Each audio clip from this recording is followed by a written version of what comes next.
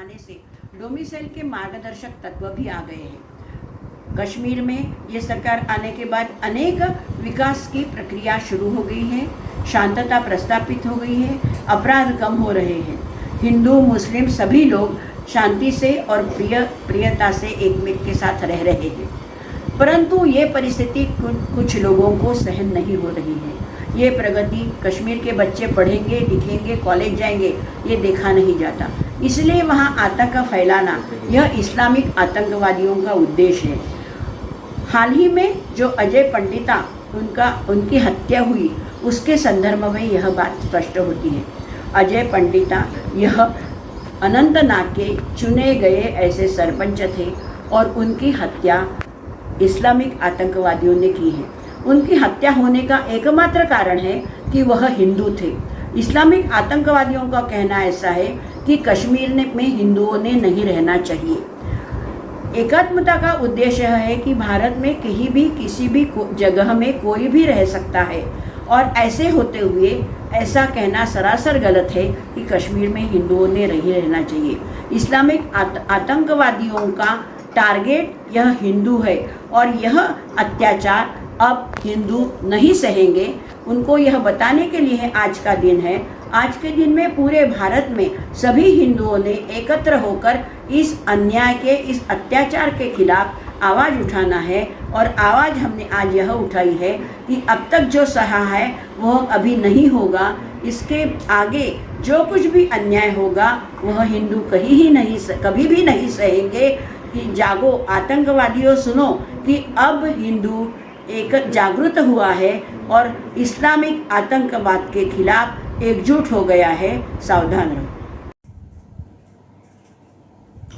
भारत का मुकुट कश्मीर हजारों वर्षों से आकर्षण का केंद्र रहा है।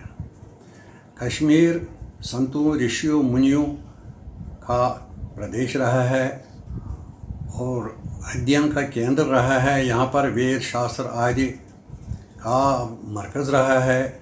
इसे शारदा पीठ भी कहा जा रहा है। इस कश्मीर को अपना बनाने के लिए दुनिया के कई लोगों ने कोशिश की कि इसको हम कब्ज़ा इस पर कर लें, लेकिन इस्लामी आतंकवाद जब से शुरू हुआ है तो वो इसमें कामयाब हो गए।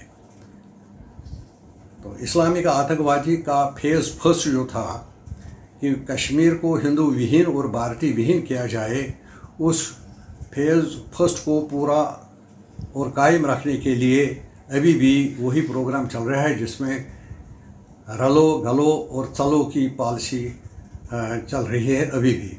अजय पंडिता का शहीद होना इसी कार्यक्रम का एक हिस्सा है, ताकि ये कश्मीर को पूरी तरह से इस्लामिक कश्मीर बना के रखें, ताकि दूसरे फेज़ में ये सारे भारत को भी इस गिरफ्त में ला सकते हैं। ये चेतावनी है सारे भारतीयों के लिए कि कश्मीर में ऐसा होना ठीक नहीं है।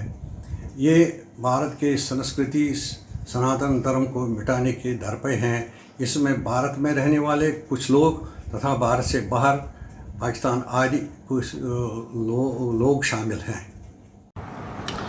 कश्मीर में जो हो रहा है वो एक सोची समझी योजना के अंतर्गत हो रहा है, लेकिन इसमें जो मोहरे बनाए गए हैं वो कश्मीरी नौजवान जिसके कंधे पर बंदूक दर दी गई है ताकि आतंक के आकाओं का धंधा पानी चलता रहे। बोले बाले लोगों को बहला फुसला कर उनका जीवन खराब कर देते हैं, ये कह कर के तुमको जन्नत में हूरें मिलेंगी। अरे कोई उनको ये तो बता दे, ये जीवन तुम्हें जीने के लिए मिला है, ढंग से जियो।